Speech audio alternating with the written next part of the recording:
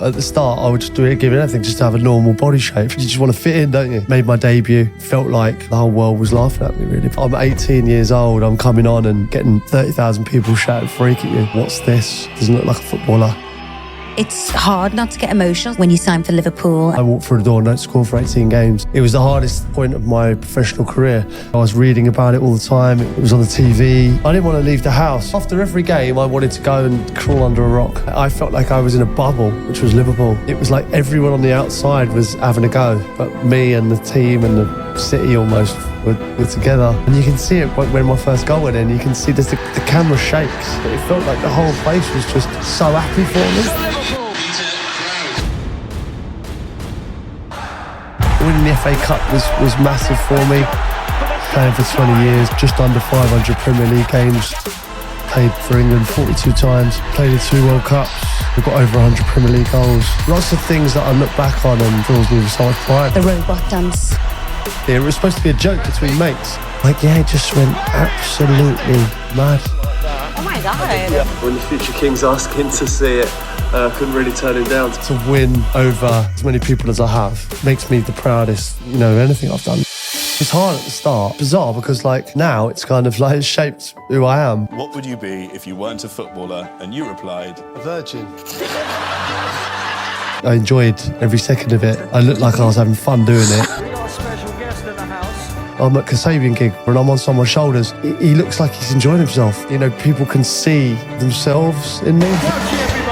To come out of a 22-year football career to having a #1 podcast. Say the podcast has now taken me into places that I never thought I'd be, Kensington Palace. I'm on the Peter Crouch podcast. Wembley Arena, 10,000 people. It's like a night out with me. If I look to myself in the mirror and say, have you maximised your life? I swear blind, I could look in the mirror and say, yeah, I have. Hey guys, I'm giving away a signed copy of Mo Gowda and Alice Law's new book, Unstressable, which is absolutely incredible. I loved this book. Please subscribe and leave us a comment now for a chance to win this incredible book by Mo Gowda. Hi, I'm Abby Clancy and welcome to Exhibit A. Today in the hot seat, we've got the nation's sweetheart and everyone's favourite footballer, Peter Crouch. Of course, I know who Peter Crouch is, but for those who don't, Peter, would you like to tell us, who are you? Who am I? Well, I'm a footballer, a retired footballer. Played for lots of different clubs, played for England. And now I don't know what I am. I am still a retired footballer, but, I have a family, beautiful wife. I do a podcast. I still talk about football on the television. Amongst a few other things. But who are you as a person? Who am I as a person? That's an interesting question. That's not something I take stock of often. I am a person with a good outlook on life, I think. Someone who enjoys life, lives it to the full.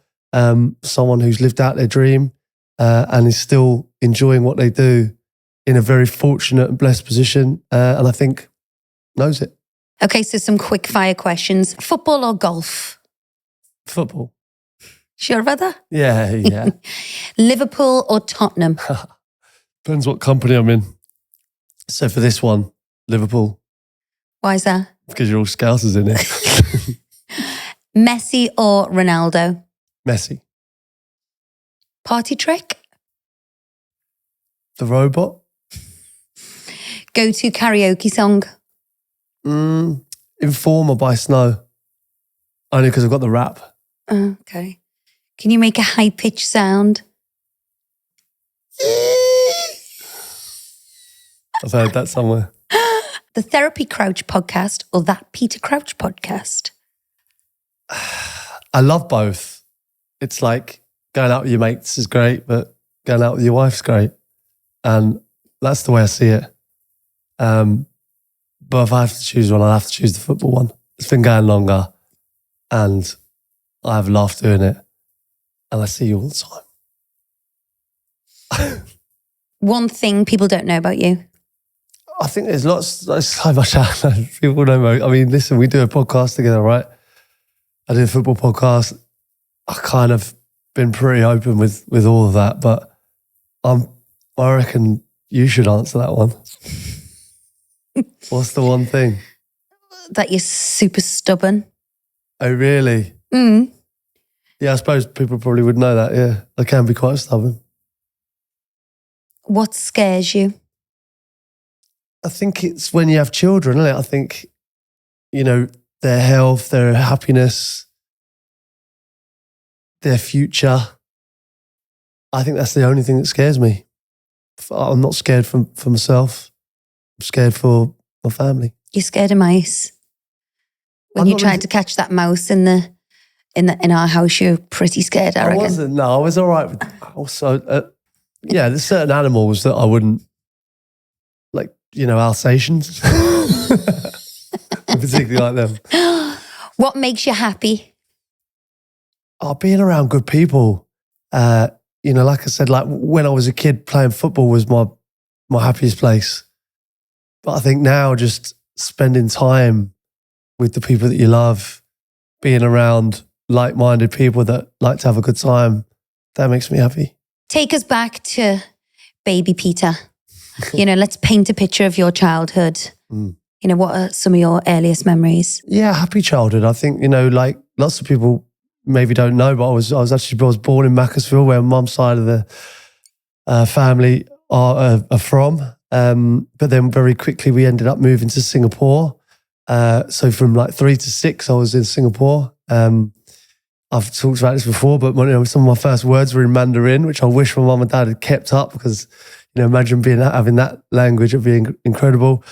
And then we ended up moving back to London, where we settled. In West London, Ealing, where I grew up. I went to school, North Ealing Primary School, just at the end of my road, and my dad was in advertising. Had a good job, and we had a house that backed onto the park, and such a great place to grow up.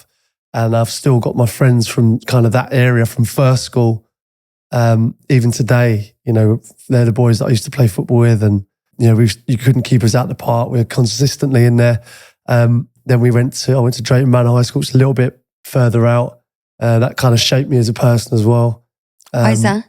Just because it was a little bit different. Like North Ealing was very kind of, it was kind of insulated. It was very much like a bubble. It was a nice part of London, like just at the end of the road and then obviously I branched out.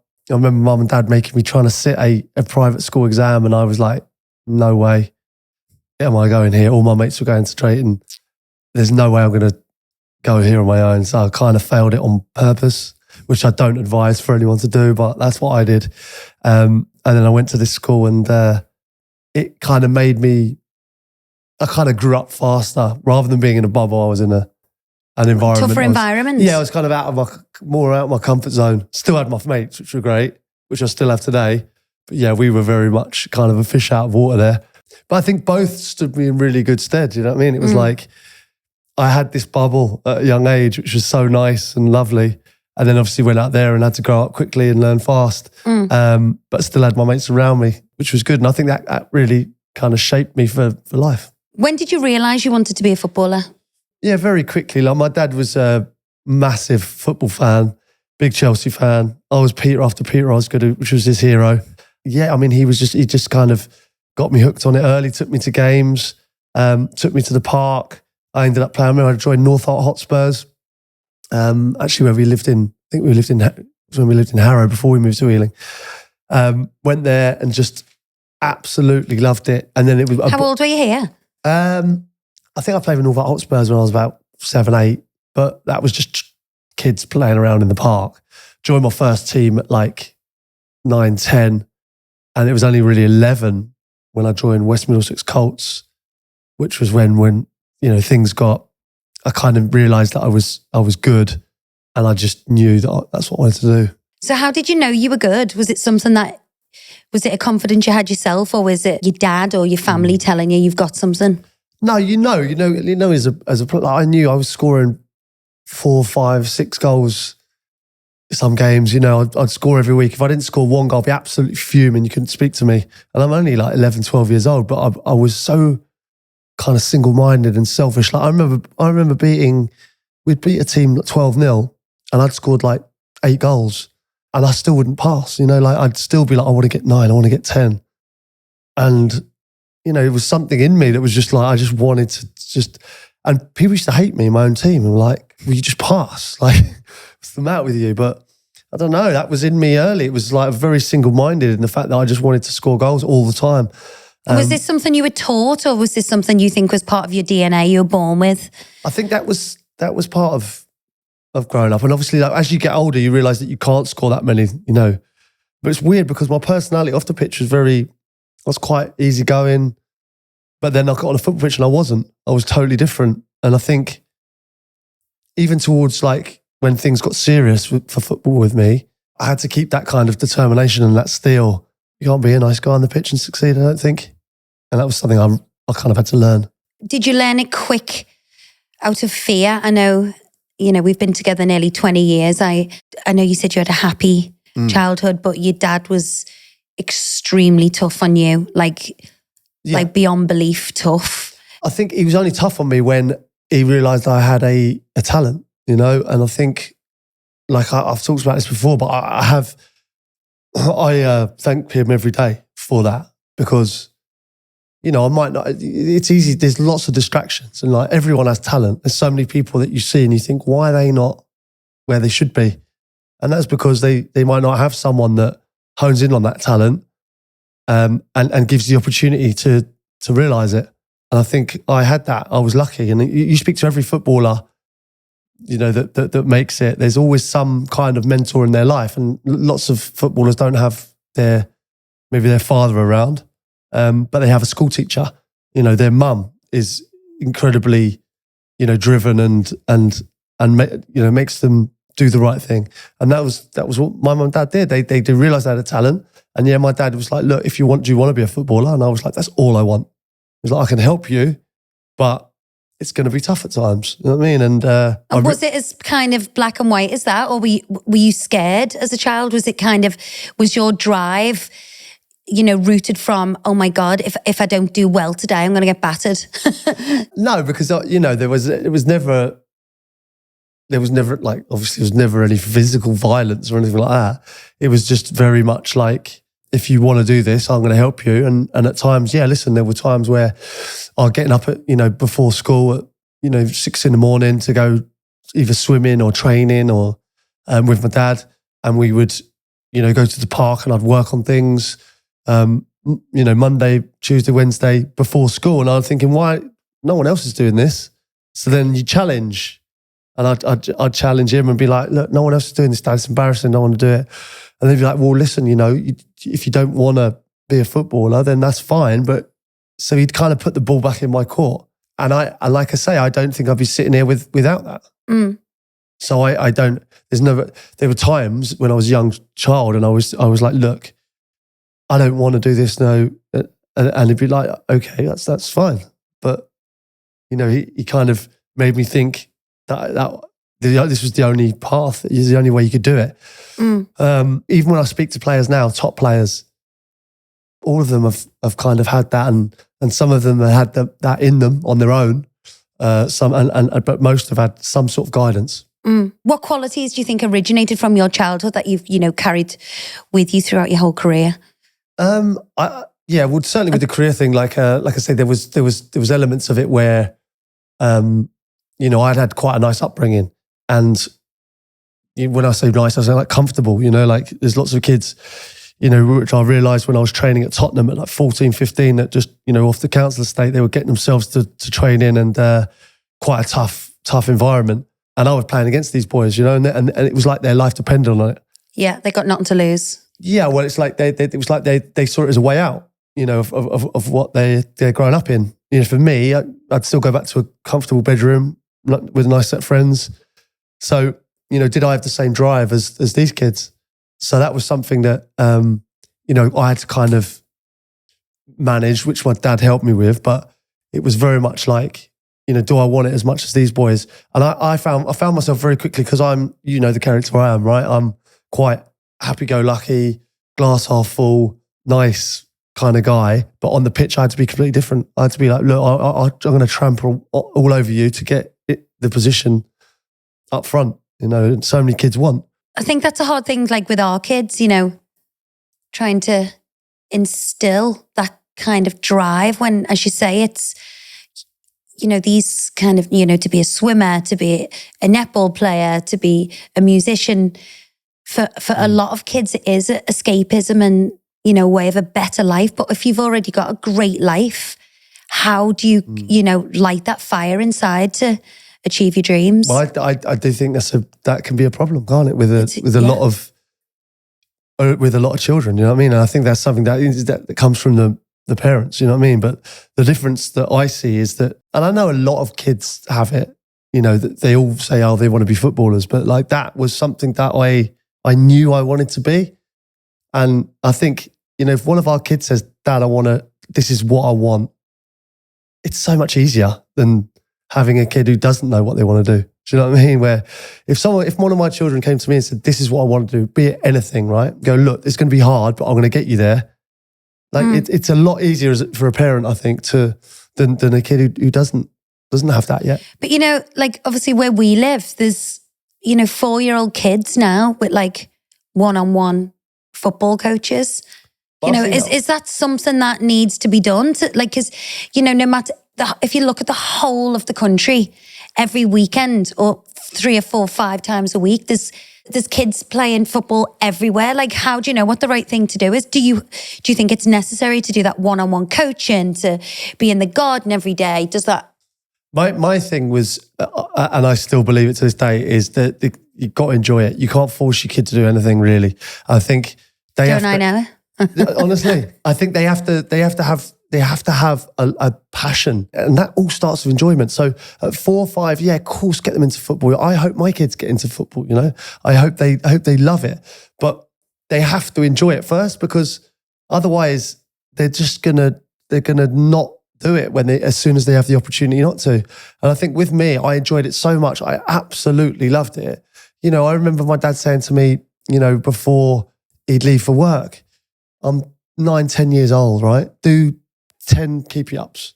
And then I would be in the garden until he got home at 7, 8 o'clock at night, and I'd still be going until I could get 20, 30, 40. And then he'd come home from work and I'd be like, Dad, I got 40 today. He'd be like, no way, don't believe you. And I'd be there and I'd show him. The next day it'd be 80. The next day it'd be 200. Well, you can't do 10 now because I saw you in the summer with Frank Lampard. Neither of you could do 10. That was a long lunch. That was a long lunch. So I know, obviously, you believed in yourself. Your dad believed in you. Who was the first person, you know, of influence to believe in you? Well, there's a few people that are hugely influential in my journey. And I think, obviously, my first school teacher, sports teacher, was Mr. Waring. Absolutely love him. Derby County fan. He was at North Ealing, and he was, it's kind of like the pathway that I had was, you know, where all the stars align. Like, he was not about pushing me. He wasn't about, you know, drilling me. He was all about enjoyment, and, you know, quite often to the detriment, you know, for what my dad thought he should be doing. Because my dad was like, he wanted everyone to play. He wanted everyone to enjoy it. So say we were 2-0 up and I was playing, he'd take me off and he'd put someone else on. Like, he'd take one of our other best players, and he'd give everyone a chance. And I was like, look, we're 2-0 up here. Like, what, you know, yeah, let's win. And obviously, so they had, you know, fallings out with that. It was all about enjoyment then. And I think that's kind of where a lot of my love for the game came, down to Mr. Waring. And then obviously you go further on. At my secondary school, I had someone called Ted Dale, who was a Chelsea kind of scout. He was desperate to get me down to Chelsea. He was my school teacher, which was obviously fortunate. He was also the county manager, got me in there. Then I had Andy Campbell, who was my West Middlesex Colts manager. Again, just made me just love the game. Football is a game of opinion, you know, and that can be the difference between making it and not. You know, someone giving you that chance in the first place. There must be so many players who haven't been given that chance who are fabulous. Oh my God, I've played with them. You know, I've played with players better than me growing up. And you think, where's he now? You know, like how did he not make it? But you think about the pitfalls from you know, say when things started getting serious, I signed an associated schoolboy contract at Tottenham when I was 14. That's when things kind of get serious, but you're still at school. Then you sign a YTS deal at 16. You sign a professional contract at, say, 18. So that's when it really starts getting serious. And then that's when also the distractions come in as well. That's what I'm saying. So you know, your mates are all going out, they're having a drink. Girls, you know, how did you stay focused? Well, from 14 to 21, that is probably the most impressionable time for any kid, right? It's when everyone kind of goes a bit mad, right? You know, there's hormones, there's distractions. Sorry, hormones? Did you say hormones? Yeah, well, men get Did you say hormones? Is that the thing that you said I made up? Well, I can't. I'll never understand pregnancy. All right, that's a known change. I'll never understand that. But yeah, I think there's a lot going on anyway in any kind of man or woman or girl's life in those periods. So to try and stay focused through that is difficult. So you see people, you know, people end up going to parties, or they end up, you know, meeting a girl and, you know, being less focused. Or, you know, I was probably the most focused of my whole life in that period. I think that is. How did you do that though? So hard to do. But, you know, I remember there was parties and everyone was going, you know, all my mates were going, we're all going here. And I was so lucky that my mates were like, no, you got a chance. Even at 15, 16, 17, they were like, no, you're at a professional club. They were so good with me. They were like, come, but then you got to go home. And it was like, when things started getting messy at like 10:30 or something, I'd just get out. And my dad was very good. It was like, he would be like, if you go out, he said, do you think everyone else is going out there? Tomorrow's playing the match. I said, well, maybe not. He said, what if they're not? And you do go out and you ruin it for yourself. And I'll be like, he kind of put the ball in my court, and it just made, it was just a great way to kind of, and I started thinking, oh no, I want to be a footballer. And if I do that, I won't. So I just didn't put myself in any of those positions. But that's also the best time of your life, isn't it? You know, looking back at my life, you know, when you're a teenager, going out, hanging with your friends, you know, some of my best memories are from that. So, you know, there's a lot riding on this. You could have, you know, what if you didn't make it? And I would have regretted all those times. Yeah. But would I have though? I don't see it like that at all. I gave myself the best opportunity to lead the best life I can possibly lead. And I sacrificed a few things there, but then I look at my life now and the experiences I've had, you know, at 18 to 38 when I retired. Yeah. 20 years of playing top level football and the experiences I've had just from being dedicated in that small window. Period. And like even now, you know, I can enjoy myself so much. Like I've retired from football and, you know, I've got the opportunity to still doing great things, you know, just by being incredibly dedicated in that window.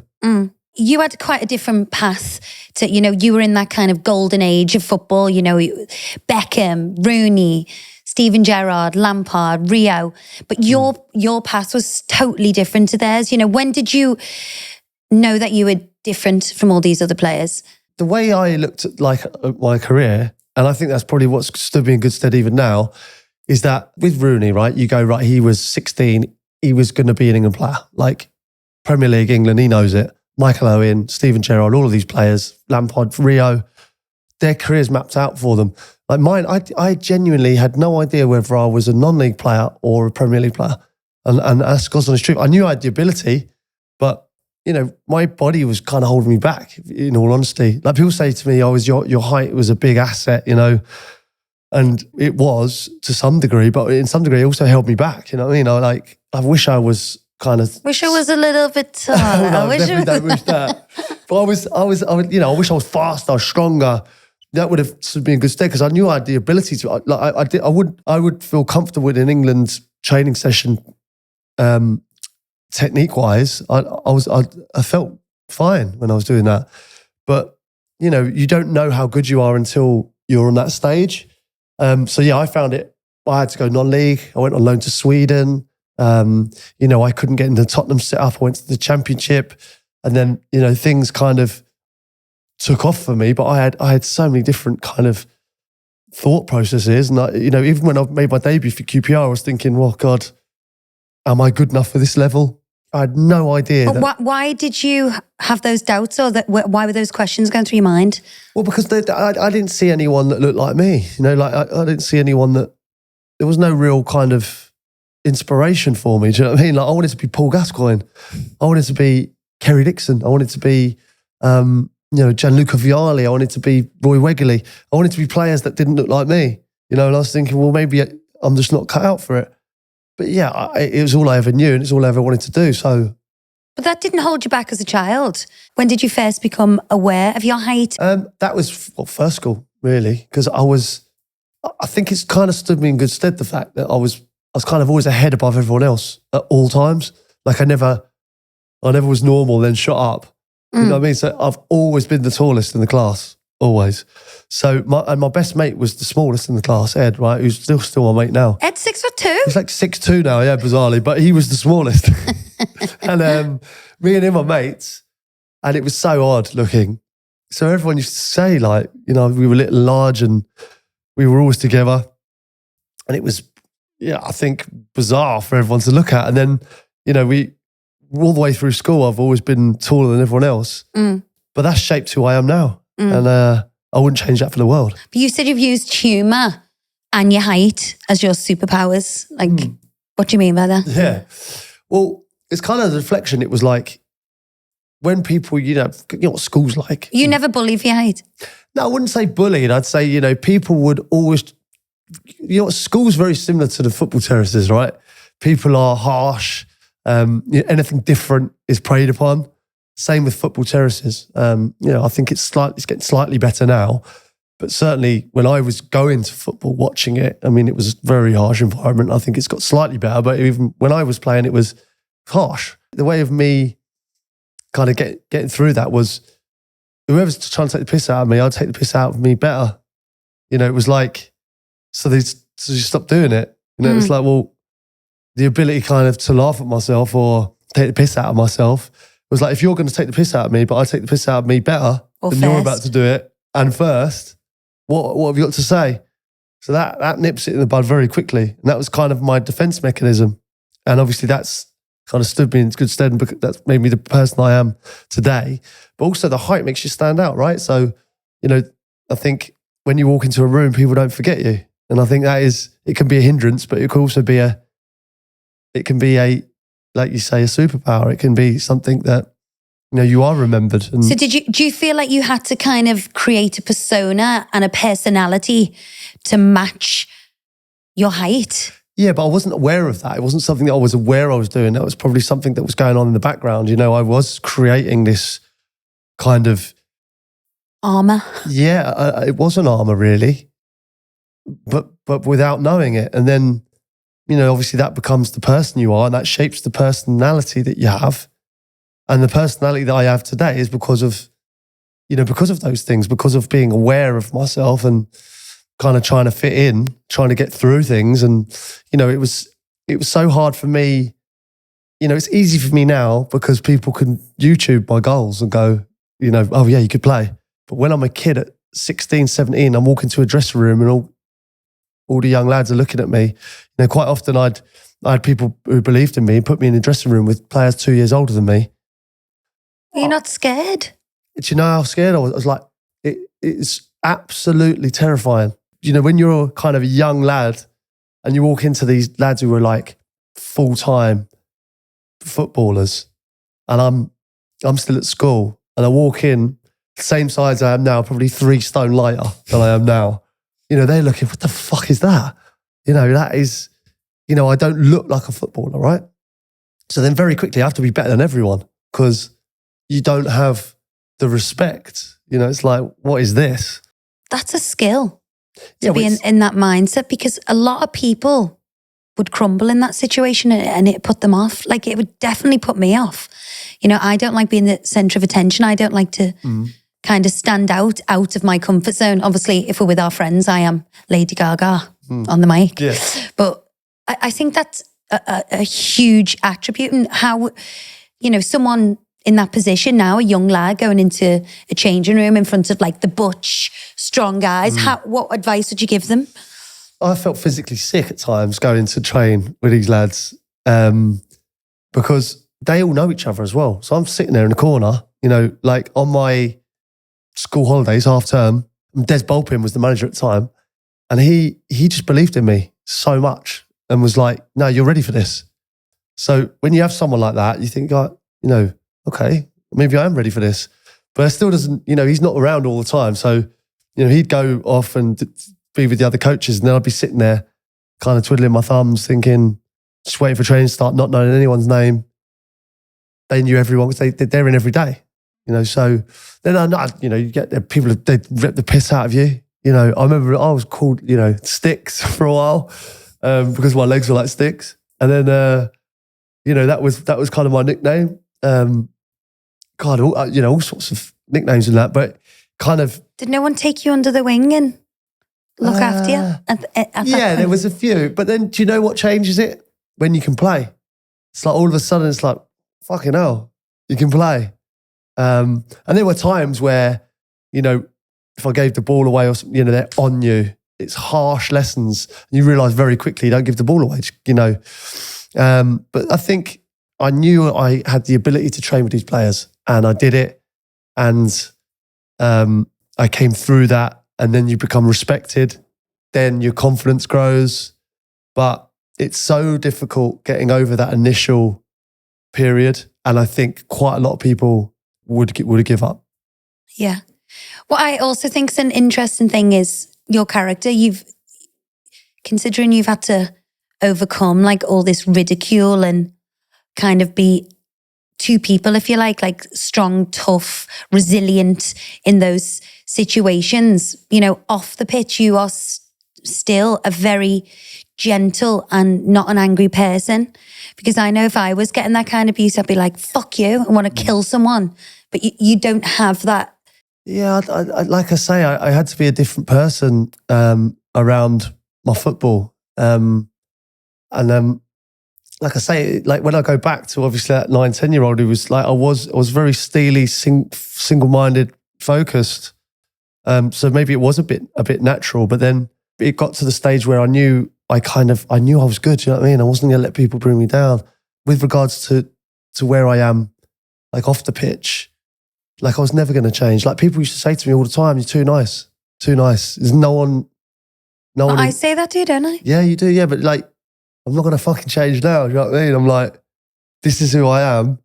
I was told I was too nice to succeed, but I feel like I've done all right, and I've continued to do all right. I feel like that's bollocks, if I'm honest, because you know that I see so many people that are nasty. You know what I mean? Especially in football, like horrible people. Do you know what I mean? Like you find it's very cutthroat business, but I don't feel like you have to be like that. So how did being different affect you mentally, you know, at the start of your career? Well, it was hard at the start. It's bizarre because like now it's kind of like shaped who I am. But at the start, I would just give anything just to have a normal body shape because you just want to fit in, don't you? And I think that's where I was with that. I found it difficult because certainly when I was at QPR, I'd left Tottenham, went to QPR, made my debut. And yeah, it felt like kind of the whole world was laughing at me really, because it was like, you know, what's this? Doesn't look like a footballer. What were some of the things that they'd say? Well, freak was the worst one. You know, I remember Does the Circus Know You're Here was one of the songs. Quite funny, to be fair, but not funny if you're a teenage boy. Well, yeah, I'm 18 years old. I'm coming on and getting 30,000 people shouting freak at you. In all honesty, it's like I've said this before, but I'm there to be shot at, right? I've given myself the opportunity, but like, you know, I'm thinking my mum and sister have come to watch me play and, you know, they've supported me my whole journey. And then this should be the pinnacle of my life. I've kind of made it now. But I mean, they stopped coming very quickly.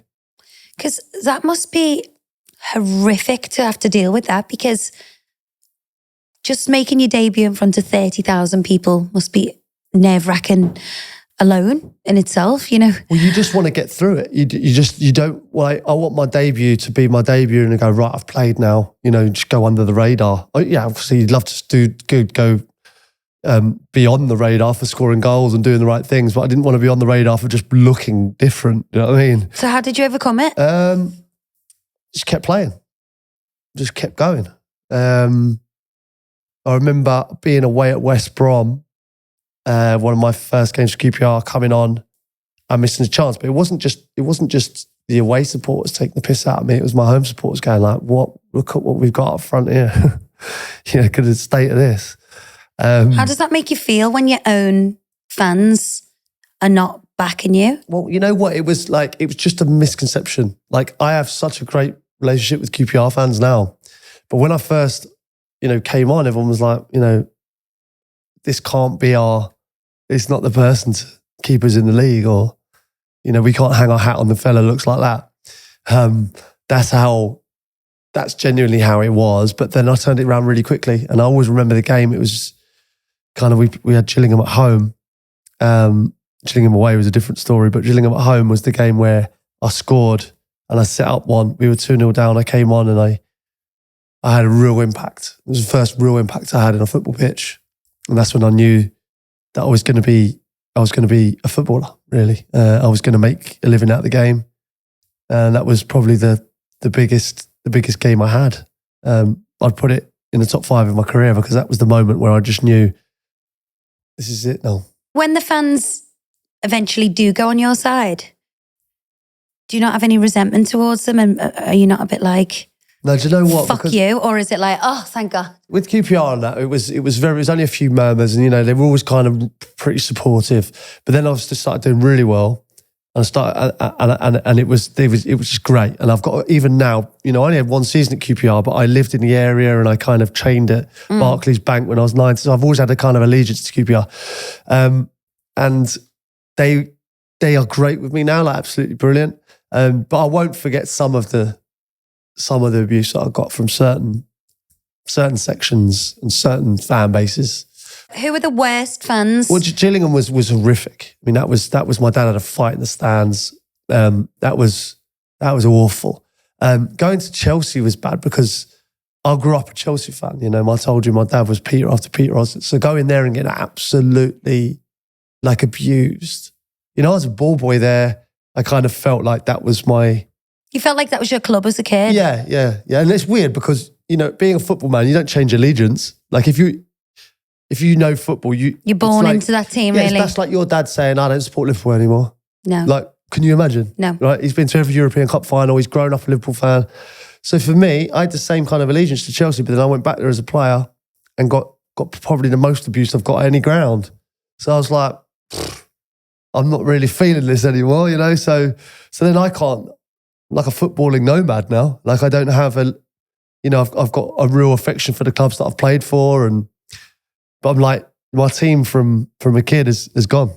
Mm. I've gone back with Liverpool, gone back with Tottenham, big rivals as well. Got even more abuse. And I've played in big games where it's crunch. It's like Champions League semi-final, an FA Cup semi-final against Chelsea, big games, 2 big clubs. And now my allegiance will always be to Liverpool in that game. Yeah. Which is weird to say. And like, there'll be so many football fans thinking that can't happen.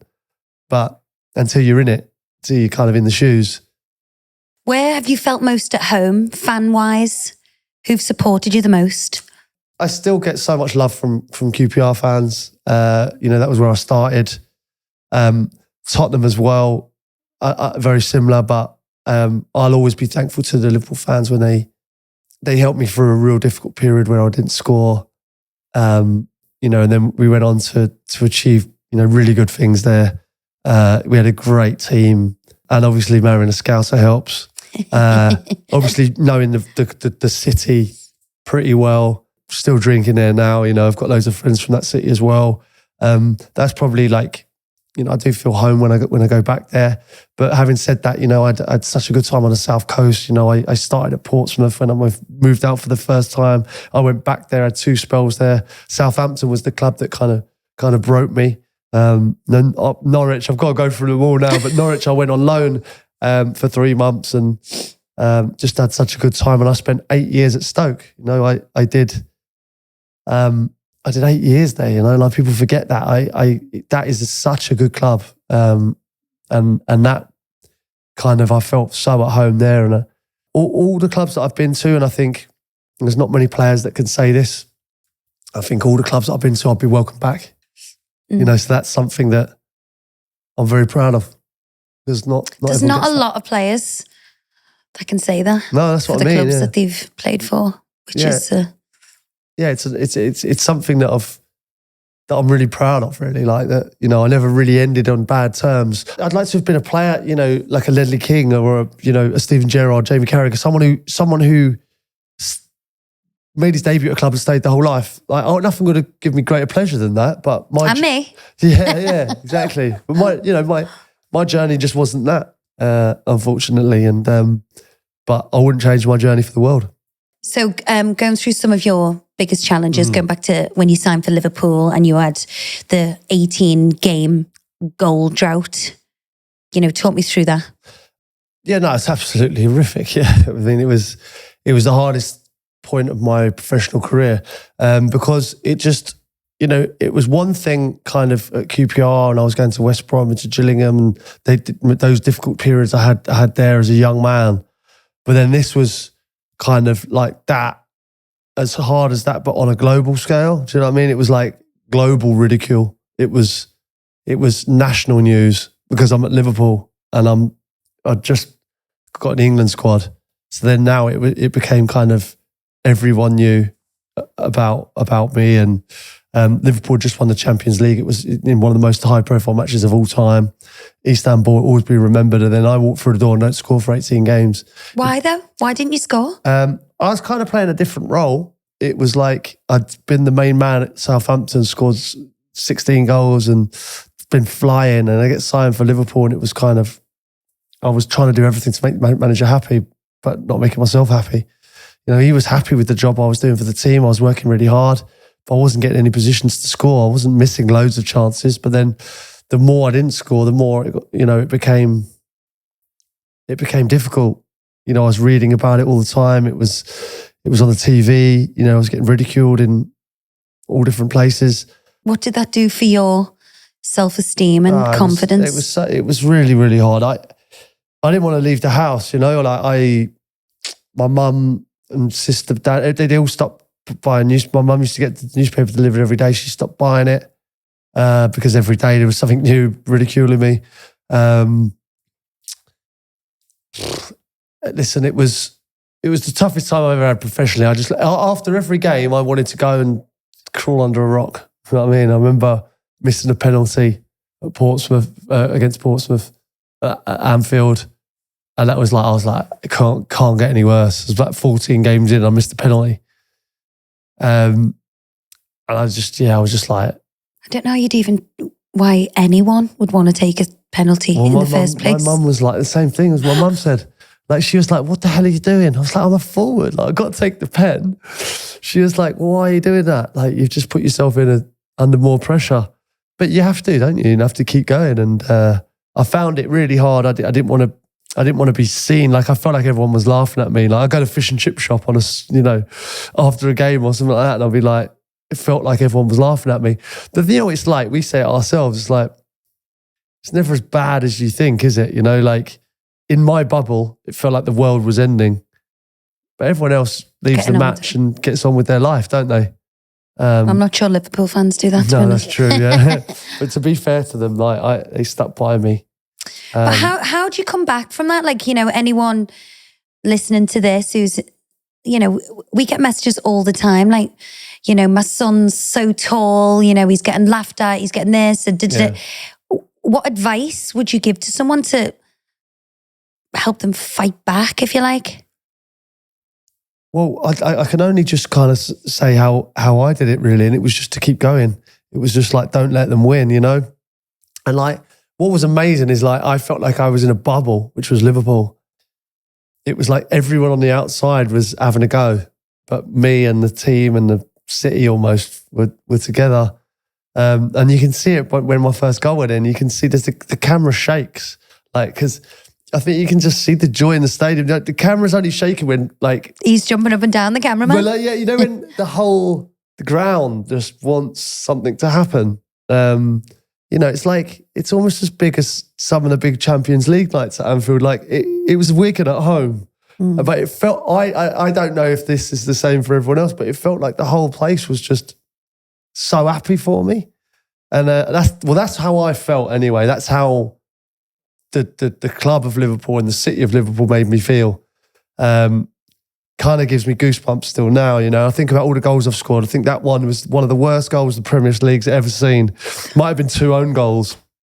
But that meant so much to me because I just think of all the pain and stress that I'd gone through before, where I was thinking, there were times where I thought, just get me back to Southampton. Can you do that as a player? I don't need this. Can you leave? Well, yeah, if it carried on like that, you know, I'm pretty sure that at the end the fans would be like, hold on a minute. I mean, you're taking the piss now. Because it got to the stage where it felt awful. And yeah, that was my darkest time as a footballer, because we met the day I'd scored, actually, didn't we? But I was on my own before that. So I'd gone through that on my own. And yeah, my dad was with me after the games, but then he'd go home and I'd just be sat there on my own. And I think it's probably something that we don't take into account. The mental health side. Yeah. I think it comes to the fore now, but back then no one talked about kind of how your mental health was. But I would not score. I'd be ridiculed. I couldn't turn the telly on because I was getting ridiculed everywhere. People were commenting on it, you know, the 24-hour news football channels, aren't they? So someone would be talking about, you know, how crap I was on the telly. You know, I'd open the newspaper, I'd be like, how shit I was. Wherever you go, you know, someone would shout something at you. But then I'd go back to my flat on my own. You know what I mean? And you're like, well, I can't put the telly on. I don't want to look at my phone. So you just sit there and end up going, well, fucking hell. So you just throw yourself into training, or, you know, I'll have a few drinks so I can forget what's going on. So when, you know, that time where you are on your own, you're like, fucking hell, like, what am I doing here? You know, mind's just playing games on you. You know, I'm single on my own. I'm in a place that I don't really know. I was lucky to have my gran around the corner. I'd go and see her and have a bite to eat or whatever. But I didn't have a lot of friends there. So yeah, it's a tough time. Did you feel like, God, you've overcome the ridicule about how you look and, you know, freak and stick, and then you're getting the abuse that you're, you know, not performing on the pitch? Like, what cut deeper? The appearance abuse or the fact that they thought you couldn't play? No, I'd take the not scoring over the how you look every day of the week, because I was playing for England. I'd got the England squad. I was playing for Liverpool. You know, all these people saying this about me, you know, I still had that on them. You know what I mean? I was like, well, what are you doing? You know, you're writing about what I'm doing. You know, I still had myself as, in my own head, I thought to myself, I've achieved this, even if it goes wrong now. You know, you've never done that. You know what I mean? So yeah. I just kind of had myself like, I just kept having this inner kind of belief that, well, I've done better than you. You know, you've got, you're throwing stones, but you know, I've put myself in a position where, you know, people try and throw stones. People always try and bring you down, don't they? So, I think going through that was real time. And listen, I'm not putting myself in a category. There's far worse things going on in the world. Do you know what I mean? I'm just putting myself, this is my story. And it was hard for me at that time. But then coming through that, and then I would class myself as a reasonable success at Liverpool now. You know, fans come up to me all the time and they remember some of the goals that I've scored and some of the games that I played and some of the things that we won. And, you know, I felt like I was a success there in the end. So having come through that and like to win over as many people as I have makes me the proudest that you know, anything I've done. Well, I think that's quite unique to you. You do win everyone over, no matter where you go, whether it's, you know, in the pub, on the football pitch, on the TV, you know, with your podcasts. You know, why do you think people relate to you so much and have, you know, such fond feelings towards you? Part of it is my journey, you know what I mean? Like, it's kind of shaped me as a person, like as we discussed before, because I think when you are told you're great all the time, you start believing it, you know? And I think with me, like having gone through those things and you like being told I was not good enough, or I looked wrong, or, having the piss ripped out of you. When things go well, I think you have a bit of clarity. You have like you're never as good as people say you are. You're never as bad as people say you are. You've got some sort of middle ground. And I think the fact that from school I was able to laugh at myself, I think, quite often in this world of Premier League football, international football, whatever it is, you're given this kind of celebrity status, and people, I think a lot of people start believing that. They start taking it seriously, whereas I never did. I think fans could maybe relate to me because they probably see themselves in me. The underdog.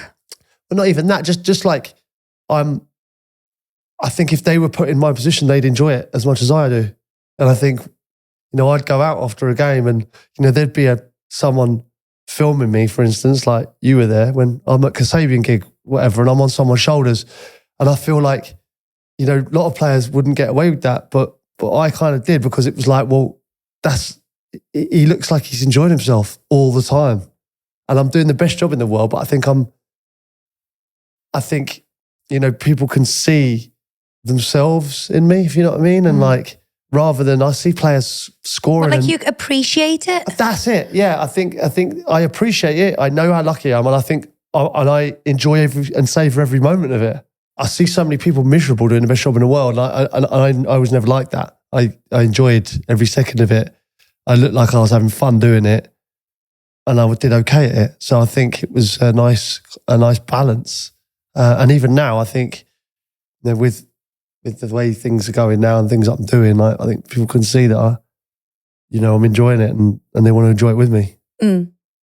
So I know you said you put yourself in a position to be shot at. I've got some of the articles here which are quite difficult for me to read out. The first time I was obviously aware of, you getting called beanpole striker and stick insect and the circus thing,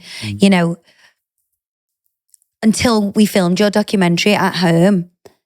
I was totally unaware of just the sheer disgusting, horrific things. You were so angry, weren't you? I wanted to punch the guy's face in. It's hard not to get emotional. So the fact, I think it's easier to stick up for someone you love than yourself. I'm a mum as well, and I've got 4 kids with you. If someone said that about my child or the man I love, I just couldn't control my hurt and my anger. So I think you've done so well. I just wanted to read a couple of you. We'll stop booing Lanky Crouch when he starts scoring some goals. Give us goals or else the beanpole gets it. Goes on for Sven-Goran Eriksson sticking up for you here. Crouch has always been greeted with chants of freak, freak, freak, but the abuse dished out by England fans is of a different order altogether. England supporters don't boo Crouch because they think all that tall, skinny people should be deported, but because he isn't scoring goals. Or as once Crouch-specific fan put it to me, he's a useless, lanky streak of piss. Yeah, not ideal. But these are just a few of them. Do you know what I mean? These are ones that I had. That's why I stopped reading the news. Oh my God. I will be subscribing to the Endangered Lanky Footballers Preservation Society. I feel it's our inalienable right as football fans to mock, goad and ridicule oddly shaped footballers. You couldn't get away with that now, could you? I don't want to upset you doing this. I'm fine, babe. Listen, I'm way past it now, What every team needs is a striker whose very reputation will bring water to a defender's eye. Aston Villa seem to have found their man, but sadly, he only provokes tears of laughter. It's just awful, that, isn't it? What does it make? How does that make you feel? Like listening to that, does it not make you want to kill them? No, it makes, I don't have that kind of hate, or at the time I was embarrassed, highly embarrassed by it all. I tried to block as much of it out as I could. And I think I did pretty well. I mean, I couldn't tell you who wrote those. I couldn't tell you where they were because I kind of blocked it all out at that time, got through it. And now I just laugh at it. I just think... Obviously, you got all of this ridicule through the press. You felt embarrassed. You felt you were getting laughed at, it hurt. Now you feel like you've got the last laugh. But, the similar thing, you don't have to be in the public eye to go through this. It could be a young person starting a new job and feels inadequate, or, you look at people on TV, the keyboard warriors, online trolling and bullying. It's the same thing. Like, what advice would you... people have ended up killing themselves because of this ridicule and this negative press or bullying. I worry because, that stuff there that you just read, obviously I've blocked it out so much that it kind of... It doesn't penetrate you? Now, yeah. Like I've thickened up, but there are other people that are a lot more impressionable, like I was receiving that. I'm still a young man. I'm still like finding myself. At that age, I was probably about 23. 24. But that's a child, isn't it? Yeah, well, that's in national newspapers. Do you know what I mean? So that's, but that's forming other people's opinion of you, right? Yeah. So if I wasn't the character that I am, if I was a weaker character, also when I say weaker, I don't mean weaker. I mean like everyone's different. Like that could affect someone really badly, and it could end up when it has. It would affect someone really badly, wouldn't it? Really bad. You've built up this resilience from such a young age, because of your height, because of your upbringing with your dad, teaching you harsh lessons and you overcoming them and determination, strength, drive. But, some people don't have that support system to turn to if they're getting bullied or whatever. And how would they cope? It's even harder now as well to block out because you're always picking up your phone, aren't you? And you're always looking at, with me, I'd stop buying newspapers. The social media wasn't as prevalent as it is now. I was able to kind of half block it out, but I still went through a real tough time with it. But any advice to people coming through is to try and block that out. I think hopefully it is slightly better. But the only problem is now, instead of kind of reporters or so-called experts on television channels, that it's everyone now, isn't it? It's everyone has an opinion on you. And someone said to me once that you're never as bad as they make you out, and you're never as good as they make you out. Because we're so good in this country at building people up and then knocking them down. And I think once you're aware of that, it becomes easier to block out. And I suppose that's the only advice you can give them. But I'm just so pleased that I was able to kind of get through that period and now come out the other side and be able to sit here with you and laugh at it. Mm. And do you think that kind of bullying culture is prevalent now with young footballers today? Yeah, we've seen it. Of course, with a lot of racism, in football, and that comes from social media, homophobia. There is still an element of it. I think it's far better than it was, but it's not. Look at Harry Maguire. It's not eradicated. Harry Maguire is going through something very similar to what I went through. And I think he's a real credit, to the profession, really. I think what he was going through I saw a lot of similarities to what I went through. It was kind of a figure of fun, being laughed at, jokes, memes, he was getting things was beyond football. That's what kind of position I was in. But I look at him now and, he's kind of come through that.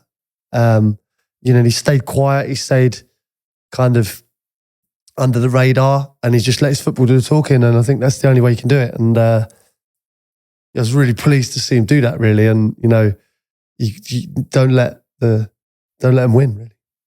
Mm. Do you think more needs to be done to protect people against this? I do think there are steps, towards it. I think we're more empathetic as a nation now. I think there are people you can talk to. There's more awareness of it all. Certainly, kind of when I was playing, I don't think it was basically man up. You know what I mean? Even when I was a kid, it was like just get on with it. Stop being a baby, you know. And there is an element of that helped me.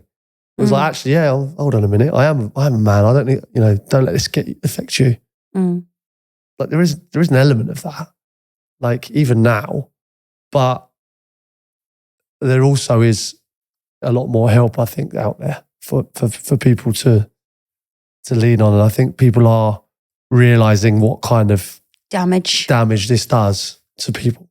So career highs, looking back on your career, what would you say? Thank God for that. Woo! What would you say was your greatest moment, apart from, you know, meeting me the night you scored your first Liverpool goal? That was a special day, babe. Career highs, I think winning the FA Cup was massive for me. Making my England debut, you know, representing my country, you know, like I say, from where I came from not knowing kind of what level of football I was going to play that to you know, be standing there representing my country at a World Cup, singing the national anthem. You know, that's obviously fills me with immense pride, and you know, playing in the Champions League and certain games that I can think of, the memories, you know, even the longevity of my career, you know, obviously that's something that I'm immensely proud of. Playing for 20 years, kind of just under 500 Premier League games, played for England 42 times, played in 2 World Cups, you know, got over 100 Premier League goals. Yeah, lots of things that I look back on and, you know, just fills me with so much pride. And like, you know, you know yourself because you decorated our office, but, you know, when I look at those pictures that you put up, I just reminisce and I just go straight back to that day of those particular games. And God, I loved every single moment of it, you know, and even the bad times, because then you appreciate the good ones, you know. Yeah, so it's all part of the journey. I think you once said that, you know, one of those goals were better than the birth of your first child. You know, that was a quote in one of the newspapers. I think I said, the thing is with having a baby is you kind of know it's coming for 9 months. When you score and win in the last minute, you didn't know that was coming, do you know what I mean? Well, we didn't know that the fourth one was coming, so That's true. That should have been a good surprise. You are super famous, Phil. You know, all the clubs you've played for, representing your country. But there's one thing that, you know, stands out, and that is the robot dance. You know, for those who don't know what the robot is, can you do me a little demonstration? Oh, shut up. No way. Now, where did that come from? Yeah, that was obviously, it was just a bit of fun. David Beckham had a party at his house, and I was sitting with Jamie Carragher, Freddie Flintoff, Wayne Rooney, Steven Gerrard, Michael Owen was there. And I did this robot on the way to the toilet, but Cara tapped the cameraman to get it. And it was on the programme later down the line. And and then the lads were like, look, if you score, you got to do it. And the next game, it was Hungary at home, Old Trafford. I remember being in bed, seeing you do that. Should we do it? Yeah. I was like, what? The hell was that? But like, yeah, it just went absolutely mad. Like, I mean, that was 2006. So it's nearly 20 years ago. Nearly 20 years ago. I'm sitting there still talking about it. Like, even today on the tube, like, people are like, Pete, do the robot. Like, did you have any idea it was going to be such a huge phenomenon? No, I had absolutely no idea. It was supposed to be a joke between mates. You know, it's like literally you play on a Sunday. This is how it was, but obviously it was on a bigger stage. So like on a Sunday, you go, right, you know, do that. If you score, we do that. Because if you'd done something on the weekend that was funny. And everyone laughs. And that is literally it. It was supposed to be a between teammates. And then obviously it happened. And then it just kind of seemed to capture the nation, really, which sounds mad, but it genuinely did. It was like I say, the next day I'm sitting there in my own hotel room and watching CNN. And they went to New York and they had body poppers and they were showing like me they were showing them a video of me, and then these body poppers was showing me where I was going wrong. And then there was on Sky News, it was BBC News, I remember there was a pullout in the Times the Times about how to do it. And it was a step-by-step guide so all the fans could do it. I mean, I remember it was like weeks and weeks of all this stuff. And I remember the next game was Jamaica. And I was starting this game. And I remember even Sven said to me, Don't you dare do that, no, right? exact opposite. He was like, because there was so much heat on the England team at that time and so much pressure. And it felt like that kind of golden generation of players was like, we're going to win the World Cup in 2006. It felt like this stupid dance kind of alleviated all that pressure. So Sven was like under, a lot of stress and heat about, we're going into this tournament. Everyone was talking. And all of a sudden, instead of everyone talking about tactics and what teams you're going to pick, some lanky geezer up front's doing this stupid dance and everyone's loving it. Is Sven like... Keep it going. Sven's like, Gerard, you score. Carragher, you defend. Peter Crouch, you dance. You don't. Exactly right. Bizarrely, that was my role. And it became my role for England. And it was like, and then I ended up scoring a hat-trick against Jamaica. And I was there. You were there, yeah. And I did two of them. And then I didn't do it for the last one because I missed a penalty, but that's another story. But that again, I did it again and it blew up and, I thought, I need to stop doing it now because it's becoming kind of... You only did it like 3 times, didn't you? That was it, yeah. So on a football pitch. I did it in 2 games. You did it in the pub on Sunday. I did it 3 times, but in 2 games. Yeah, I do it a lot now. But I did it again when I scored 100 goals for Stoke against Everton. 100 Premier League goal, I did it. And that's the only time I've ever done it at club level. But yeah, it just resonated. And then, like I say, I ended up doing it. Prince William came to training and I did it for him. That was a stitch up from Jamie Carragher. He said, do you want to see it to Prince William? And he was like, I'd love to. But even that moment, I've got a video of it at home, haven't we? And I've got a picture of it. And I'm in the middle of what was an incredible England team. Incredible England team. Yeah, and the future king of England. And I'm there doing this stupid dance and everyone seemed to love it. And you know what? It's become kind of a part of me as well. Everything you do in your path in life kind of shapes you. And even Mickey Rourke stopped you, didn't he, in Vegas and was like, hey, robot boy. Yeah, amazing. Yeah, I had a couple of nights out with Mickey Rourke. But that was just after that World Cup. And then you realise, all that shit that I kind of went through leading up to this point. And now I'm kind of just scoring goals, playing really well and having a good time doing it. And I think that's what kind of shaped me as a person, really. How important is it to enjoy what you're doing? I just think, I was lucky because I had such an enjoyable job and I was doing something that I loved. But is every footballer like that? There must be some who suffer with nerves to the point where they're ill. I mean, there's some players that don't like football. Some who don't enjoy it. It's a job. And not everyone can love it. You're still people who are very good at what they do, but hate doing it. And there's quite a lot of footballers, more than you'd think, in that position. They do it because they have to, or they know nothing else. They earn good money doing it, but they don't enjoy it. I know players that don't watch any football whatsoever. They didn't know who we were playing on a Saturday.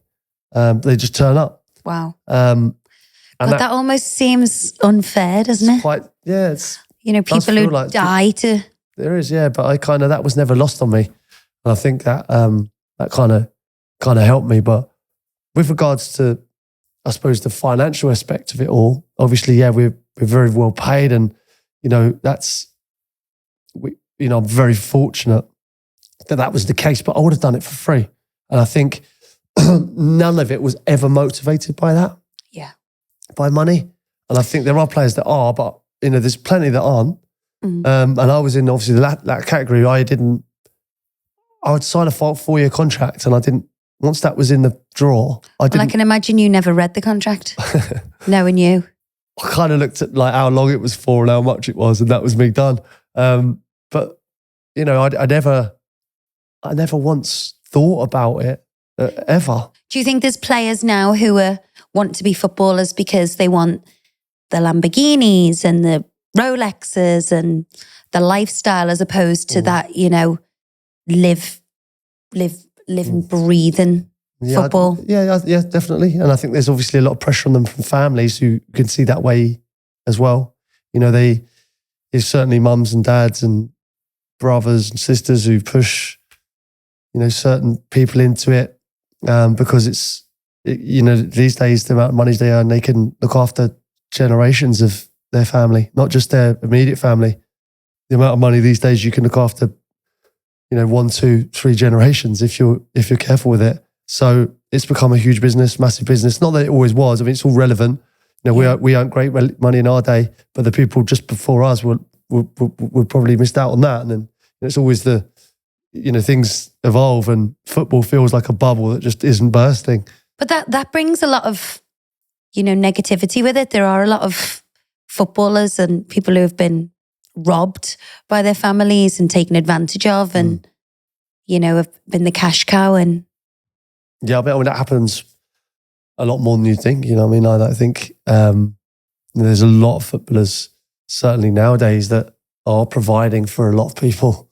And with that comes a lot of pressure to perform and I suppose keep it coming. And it's hard.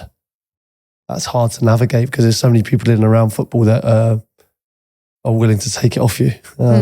Even though, you know, and also the people that have helped you get there are sometimes there for the wrong reason. Yeah, it can be. You know, have they helped you? The thing is, and also you feel like because they've helped you get you feel like you owe them. And that's hard to break that cycle as well. You famously said, if I wasn't a footballer, I'd be a virgin. So what would you have actually have been? I love sport, you know, like I don't think I could ever have my life without sport. Are you going to be a tennis player? Yeah, I love tennis. I enjoyed playing tennis, but my first love was always football, and that was always what I kind of put all my eggs into that basket. But listen, my dad was a creative director at BBH of a ad agency. You know, he was highly successful in his field. I loved that. I did my work experience at BBH on Kingley Street, and I remember I was like a runner. And in those days, they had that kind of editing suites, and I used to deliver the tapes to the editors. They'd edit it, and I'd run it back to the ad agency. But that whole process, I was on a shoot for Bonington's. I remember being on a few like ad shoots, and I actually really loved it. And like, you know, being around that kind of, I got you know, some experience in that field. And I think even now, like when I was kind of working with brands when I was playing football, like I had an understanding of what they wanted and what a shoot was and what you know, what we were there to promote, how we did it. And that understanding's kind of helped me now off the field. When I do various things that I do, I kind of understand the process of it. And that comes from my dad being involved in it. So I think I would have been in advertising, and you know, because I actually really did enjoy it. I think the creative concepts of what my dad was a copywriter, and he wrote some adverts that you'd know, like for Levi's and for Murphy's, for Bonington's, for, you know, various brands. And I think I loved that kind of concept of coming up with you know, give me I don't know, this, whatever we're drinking here, right? And like putting it into an advert and making it resonate with other people. I enjoyed that process. And I think ideas. Creative. Yeah, I would have been creative in some way. Yeah. Be it advertising. Well, you're quite creative with, you know, your podcast and all the ads that you do and concepts that you come up with. I love it. I love it. Like that's stood me in good stead now, you know, like I love coming up with like new ideas and stuff for what I'm doing now. Let's talk about, you know, building success and inspiring people in your life. You know, when you're at Southampton, Harry Redknapp told you every day how much of a good player you are. How does confidence contribute to being a success and a good player? It's so important. Like you have to have belief in yourself.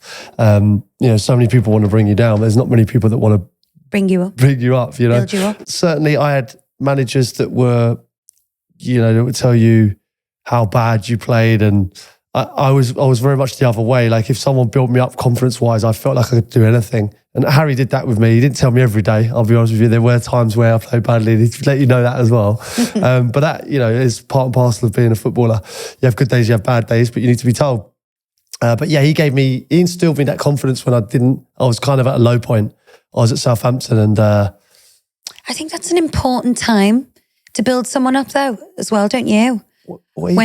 He just came in. I had a manager previous to that who didn't believe in me, and I was on the bench, and there was 2 kids kind of from the youth team that were playing ahead of me.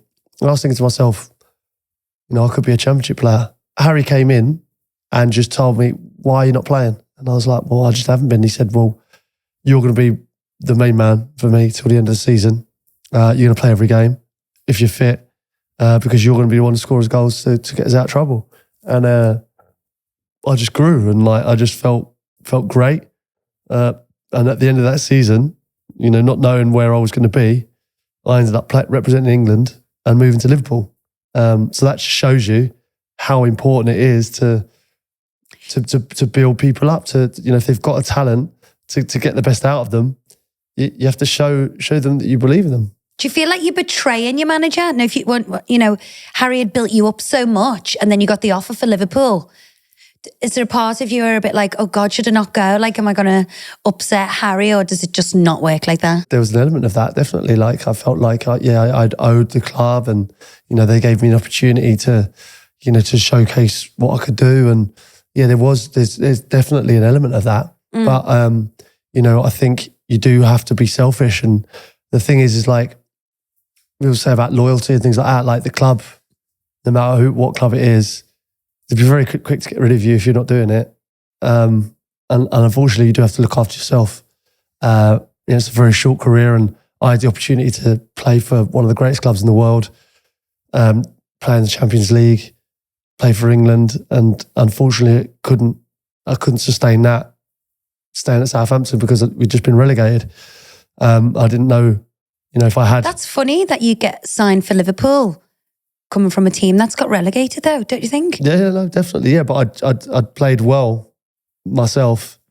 I'd done really well. And I think there was a bit of surprise from Liverpool fans, to be honest. Let's be honest. I think they were probably... Well, I know nothing about football. I wouldn't be signing no player who's just been relegated, whose team's just been relegated. Sorry. I think there'd be plenty of fans out there who fucking definitely think you're correct. But anyway, it was an opportunity I couldn't pass up. Yeah. And I'm glad I took the opportunity, because Harry moved pretty soon after that as well. Oh, God. Does everything ride on ability, or are managers looking for someone who is a great team motivator, a good team player, good in the dressing room, I think nowadays people look at more the all-round package. I think there's always a little bit of like asking around. You know what I mean? Like the manager will ask certain players at certain clubs who've worked with you, or managers that you've played under, what's he like as a person? What's his family life like? Is he would be a good fit for our dressing room? They all do homework on it. You can't get them all right. But yeah, I think everyone knew, wherever I'd been, you'd always get a decent report of me as a person. I'm not a bad egg in a dressing room, if you know what I mean. I was always good around, and I think I've always been a team player and things like that. So I don't think anyone would have that kind of, don't take him because of my character.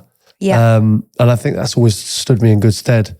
Even when I was kind of a young player coming through, I'd always trying to even treat, the fans, everyone with kind of respect. I think there's been a lot made of these days.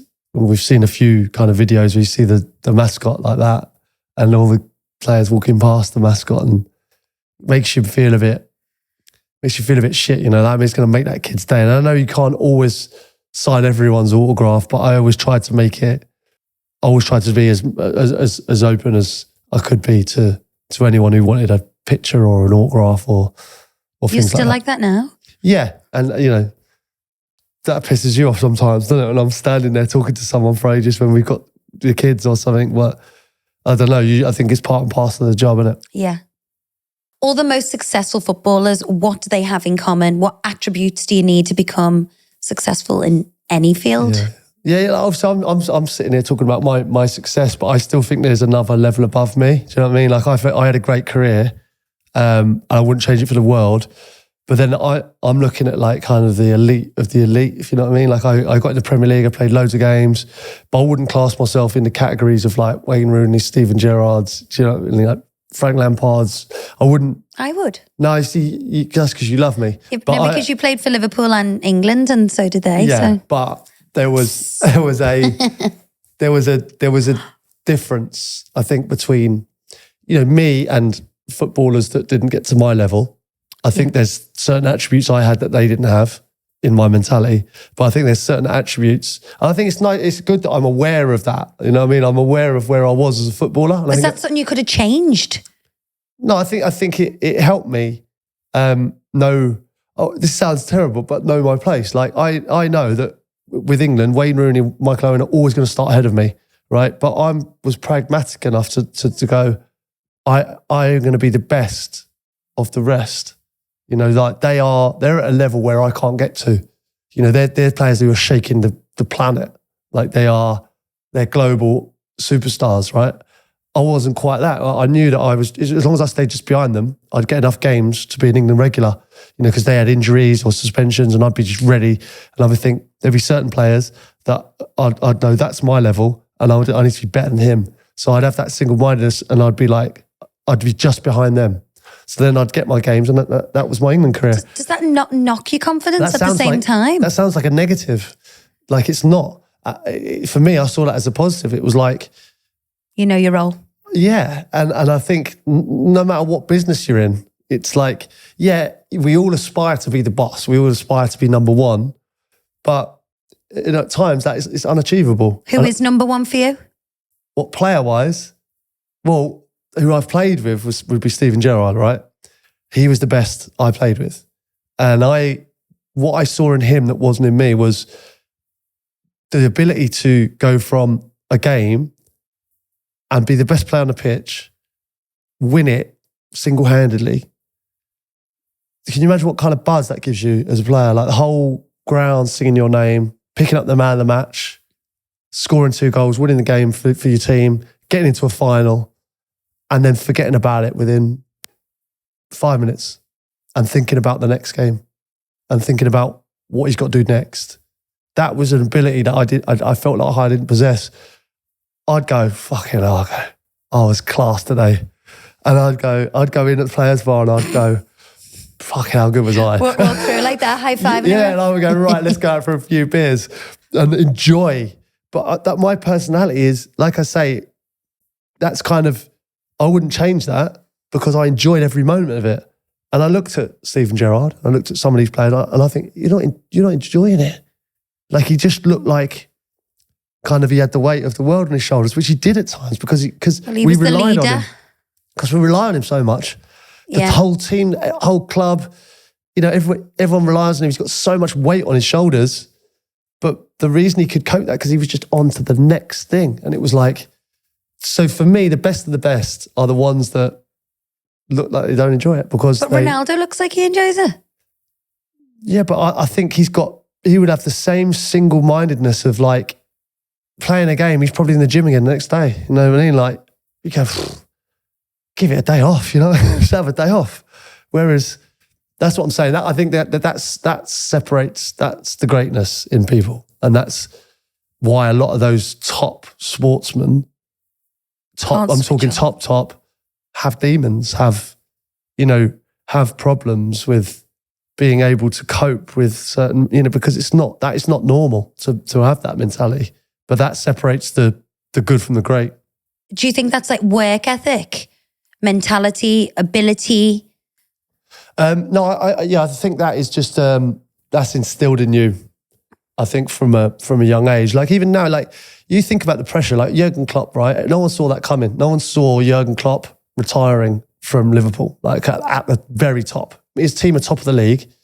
He's got a new cycle of players, and all of a sudden he's stopped because he knows that you can't sustain that pressure. And the players that do stay at the top for that long with that pressure and that kind of, it's like bang, let's go again.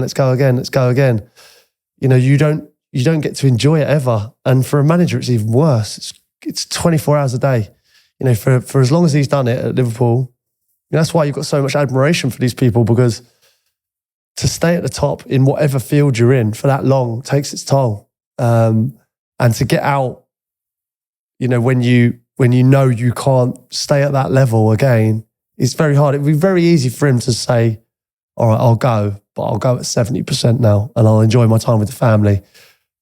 But that 30% drop-off, or that little bit of a drop-off, is going to affect results. It's going to affect the team. It's going to affect the city. It's going to affect it's going to affect everything.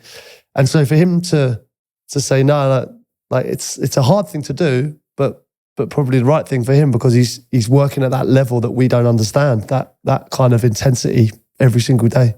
How do you create a culture of a winning team? Like when you're in a winning team, how does that feel?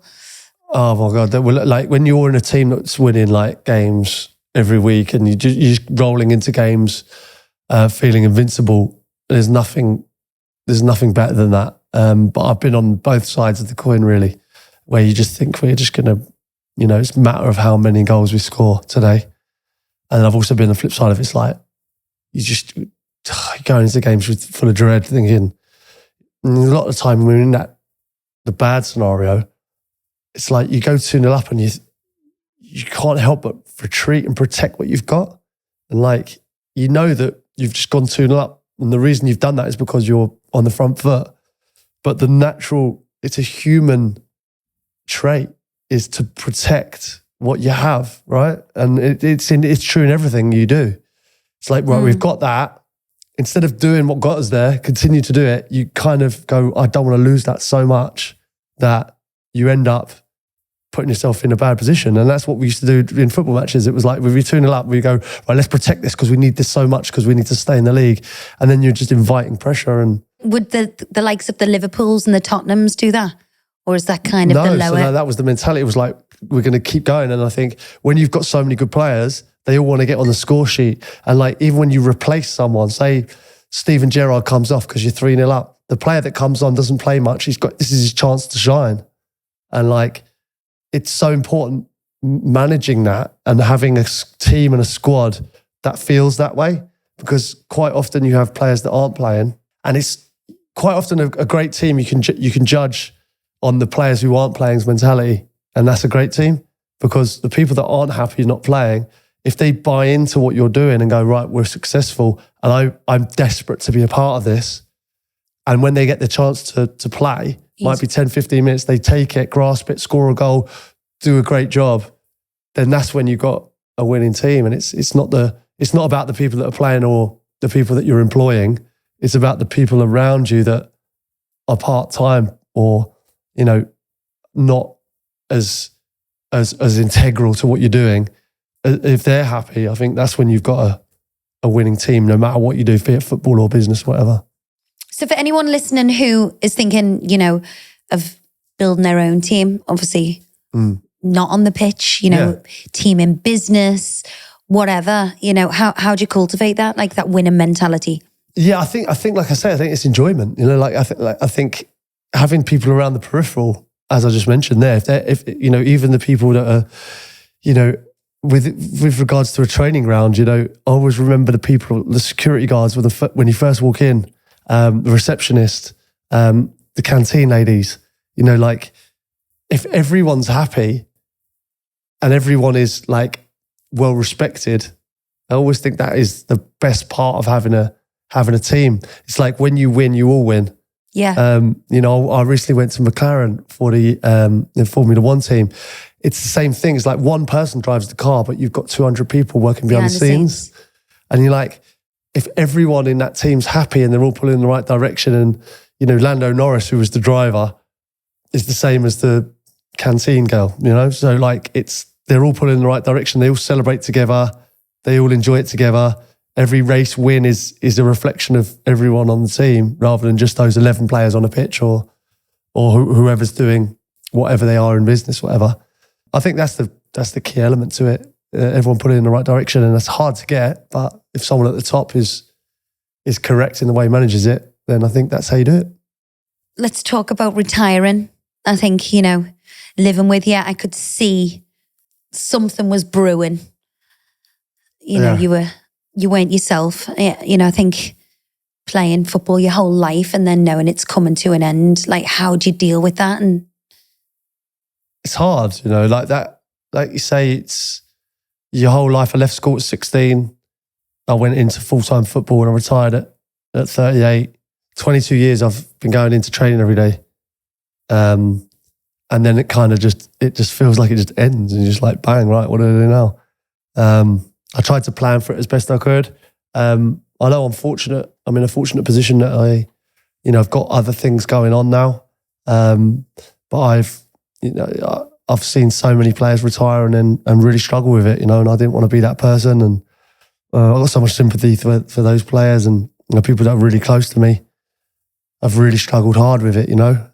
do you think there's enough support for, retiring footballers? Because I know you go, as Joe Bloggs looking in, you go, footballers, they've got the life of Riley, they get paid a fortune, the best life, but you kind of do get dumped like a hot stone at the end, Yeah, I think it's you hit a certain age and you've forgotten. Yeah, and there's also so many jobs as well. There's only so many jobs for like in the kind of media world. I know it's grown but only so many jobs in coaching and management, because invariably that's what you have to go into because it's all you've ever known is football. Obviously I've been quite fortunate with the things that I've done or are doing have gone quite well, and I'm enjoying every moment of it. But I do feel for the people that kind of don't have that purpose or don't know what they're going to do or for the rest of their lives, because you retire at young men. I was old at 38 to retire. Most people retire like 32, 34. God, it's so young, isn't it? And you've got so much more life ahead of you. And quite often you're in that, like you say, in that bubble where you think it's going to last forever and you are getting paid really well. But quite often, you're young and inexperienced and you don't know how to look after that money. You should make it last. But you know, it's like when you're a young person, a lot of people don't make it last. You know what I mean? It's like you don't look after it, you're not thinking about tomorrow. As a footballer, your whole life is planned out for you to what time you go to bed, what time you get up, what you eat. Your whole life is scheduled. So to retire and you have to stand on your own 2 feet. Yeah, I'll be honest with you, I thought I'd love coming out of that kind of regimented life. I actually quite liked it. Like now, you are not the best diary keeper. Yeah, like I just don't want a diary. I don't want all this kind of like freedom. I'm like, just tell me where to be. And like, I'd get up and I'd have breakfast in the training ground. I'd have lunch in the training ground. I'd train so that my health was taken care of. My fitness was taken care of. I'd come back and then I'd kind of try and switch off. So and then I'd be ready for my game on a Saturday. It's quite a, as much as there's pressure on it, it's very, very set out, very kind of regimented. Like now, obviously, I've got so much more freedom and we can go away, we can do things, but I kind of have to think about all that myself, and try and manage all that and obviously things I do. And you are like having a fifth child. Yeah. I quite liked something quite nice about being they wouldn't even trust us with passports. We had to hand them in a week before. I tell you where to be, and you don't listen to me. I do listen. You do know. I do. I've gone from like a club telling me to you telling me where to be. You filled the gap, babe. You're the like only one. Prime Liverpool. You're the only one on earth who's not on Live 360. What the hell was that? The tracker. What was that? Everyone tracks the husbands, but Do you won't. they? Yeah. I'd let you track me. Yeah, you do track me though. I do know. You know where to find me. So for someone who has openly said, you've achieved your ambitions and goals, where do you get your drive from now? Yeah, that's a weird one, because it does feel like, I suppose your goals change, don't they? But my goals were always to play football and earn a career out of playing football. And then obviously I feel like I kind of surpassed that, ended up playing, for great clubs and playing for England and stuff. And I feel very proud of that situation, but I feel like that's gone. Like that was great. Now I'm just on to something completely new. And when you say the kind of the drive, it's like I don't have I don't have massive drive about it. I just, I'm enjoying it and I don't want it to end, what I'm doing. And I think that's my drive is to continue to enjoy what I'm doing. And I have that. And of course, I want my children to have the best life. So I do it for them as well. But with regards to what I'm doing, it's just a lot of fun. And for as long as people are enjoying it with me, I'll continue to do it.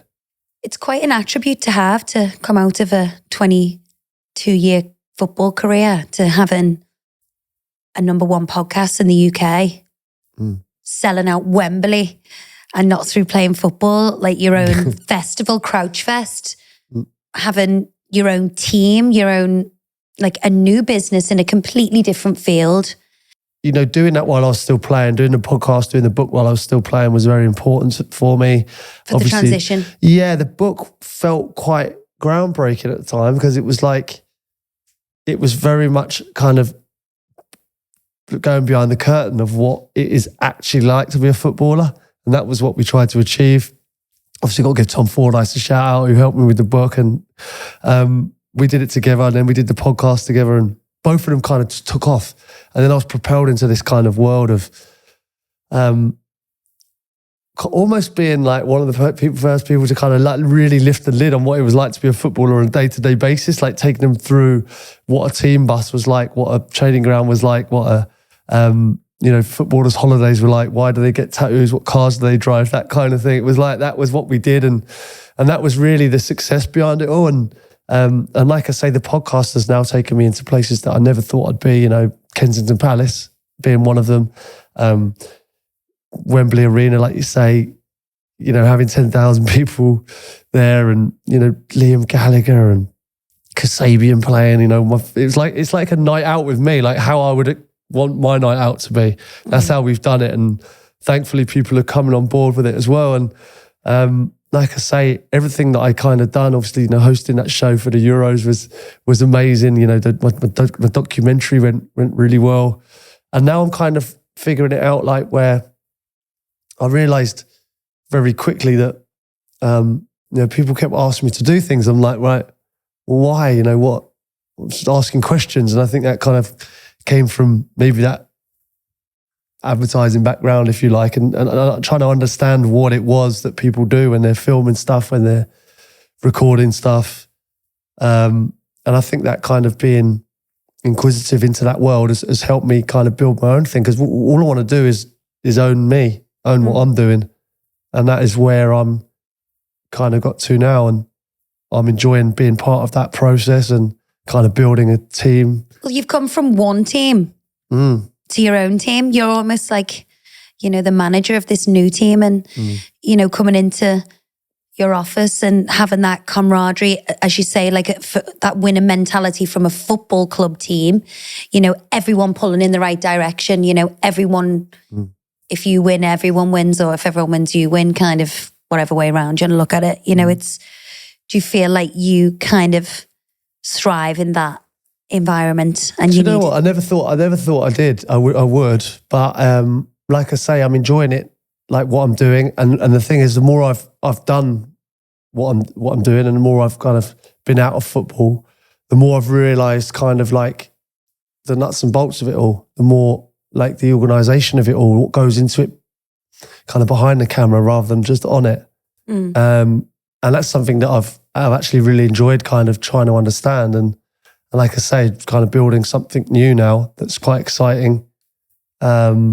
Obviously, you're a big part of that as well. And hopefully we can do it together. And you're a very integral part of the team. I'm the boss, honey. Yeah, I know. You work for me. No, I'm joking. I'm joking. A lot of our listeners out there will, definitely have big dreams, aspirations, goals. And, they think once they reach that point, they'll have, eternal happiness. How do you feel about success and happiness? I think it's good to have goals. I think it's good to have drive. It's good to have something to work towards. But quite often, I think if the journey's not fun, the destination definitely isn't going to be. Yeah, I mean, how much are you prepared to go through to get to that point? because it's hard because every situation's different, but I've been lucky in the fact that I have enjoyed the journey, and there's been ups and downs. There's been times where it's been really hard and I've had to work through those times, but I have in the main enjoyed every part of the process to get to where I want to go. But also my goals were to play football, you know, like, and then those goals change when you do play football. It's like you have the next goal, What I would maybe advise, you know, if you want to take any of my advice, it would be to have your goals, set them so they're attainable, and then move them once you've reached that goal. You know, it's like setting small goals every single day, I think would help you, rather than having one massive goal that you never, because there's no wins, is there? There's no small wins. Those small wins put a smile on your face, and then it's worth doing. And you think, once you get to that point, you got a smile on your face, you go, I've achieved that. Give yourself a pat on the back, and you move to the next one. Whereas if you try to aim for this massive plan, it's going to take you a hell of a long time to get there, and you're never going to be happy in the long run in the process of getting there. And yeah, it might make you happy once you do achieve that success. But like I say, I think it's the small wins that make it, and they make the journey more interesting.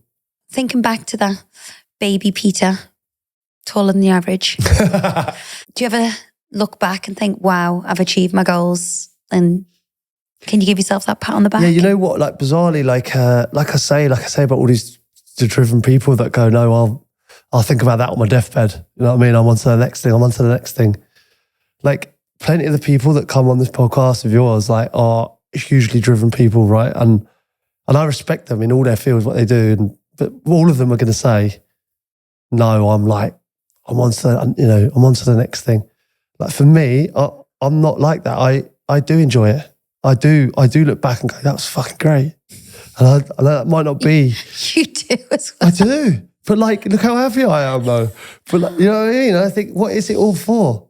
Literally, what is financial gain for? What is the recognition But that's easy to say when you've got a meal to eat. No, it's easy to say. No, but I'm talking about successful people that have come on this podcast. Okay. I'm not talking about general population. I'm talking about the 1% that have achieved their goals. They'll all be like, I've sold that business, I'm on to the next business. You know, but yeah, I do take stock of what I've done. I do go, that was fucking great. And then like, it's, you know, if it's my birthday and like a couple of the football clubs will do a compilation of my goals, I sit through them and I enjoy every single one of them. I know that. And I go, there we go, that was a great goal. That. Constantly. I don't Google myself, but I go, do you know what? That was great. What I'm saying is I enjoy the fact that I have done those things. And yeah, I'm on to the next thing and I'm trying to make that a success as well. But I don't lose, it's not lost on me that some of the things I've done have been great and I've enjoyed them and I still enjoy them. So I don't know. I think there's plenty of people out there that take themselves very seriously, take their job very seriously, which of course you're entitled to do, but don't sit there on your deathbed and go, I wish I'd enjoyed that more. You know, because that's one thing that I know I'll be able to look at myself in the mirror and go, did you make the most out of everything you did in life? I'll look myself in the mirror and go, you fucking enjoyed it. And I think we had this discussion before where you were like, you know, because it's very morbid, but you go, right, I'll think about it sometimes. Where you go like, if I died tomorrow, could I look at myself in the mirror and go, did you make the most? You have said that. If I died tomorrow, I'll be completely satisfied. And you had to go at me, right? You had to go at me for it because you were like, what about us? Obviously, I don't want to die early. I want my kids to be happy and I want you to be happy and I want us all to live a long life together. But I do sometimes think, if I look to myself in the mirror and say, have you maximized your life? I swear blind, I could look in the mirror and say, yeah, I have. And I think that's a great place to be. I do. Very envious of that. I worry about everything. I know. You don't worry about a thing. So what is next for Peter Crouch? What's interesting is that these like things come up, you know what I mean? Obviously, I've been doing my podcast for a long time now. I love doing that. Obviously, like when I did the film, I was so nervous about doing a film and stuff. I was thinking, you know, there's plenty of better footballers than me.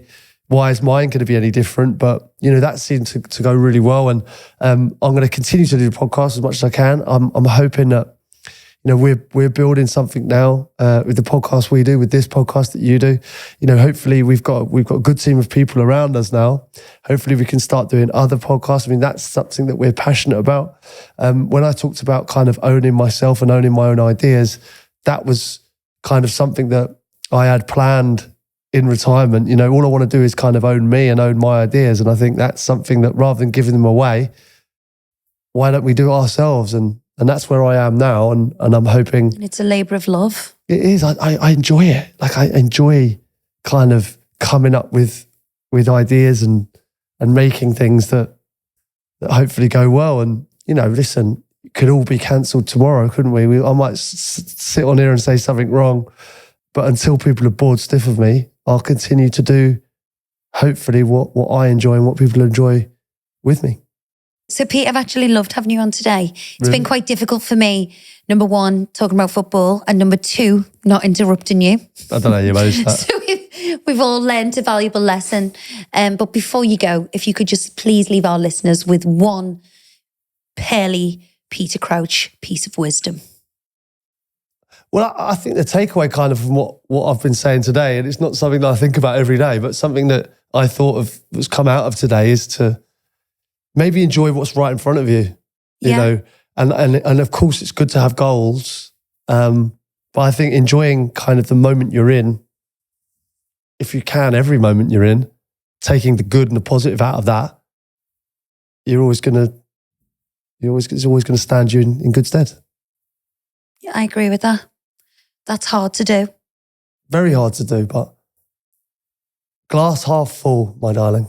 Yeah. How many times a day do I hear that? So when did you first become aware of your height?